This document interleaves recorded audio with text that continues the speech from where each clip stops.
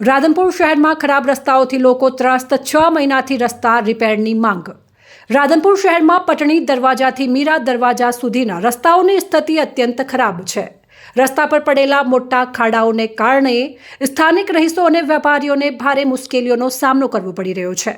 સ્થાનિક લોકોએ છેલ્લા 6 મહિનાથી નગરપાલિકામાં વારંવાર રજૂઆતો કરી છે, પરંતુ કોઈ કાર્યવાહી ન થતાં આખરે તેમણે જાહેર રસ્તા પર બોર્ડ મૂકવાની ફરજ પડી છે। બોર્ડમાં લખવામાં આવ્યું છે કે રાધનપુર નગરપાલિકાનો વિકાસ બેકાર છે, ખાડાથી સાવધાન। સ્થાનિક લોકોનો આક્ષેપ છે કે નગરપાલિકાના ચીફ ઓફિસર મામલતદાર ઓફિસથી બાયપાસ રોડ બનાવવામાં રસ ધરાવે છે, જ્યાં કોઈ વસવાટ નથી, જ્યારે શહેરના મુખ્ય વિસ્તારમાં આવેલા મીરા દરવાજાથી પટણી ગેટ સુધીના રસ્તાની મરમ્મત તરફ દુર્લક્ષ સેવવામાં આવી રહ્યું છે।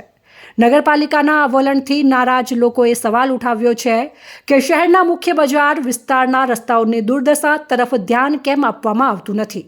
વારંવારની રજૂઆતો છતાં સમસ્યાનું નિરાકરણ ન આવતા લોકોમાં રોષ જોવા મળી રહ્યો છે।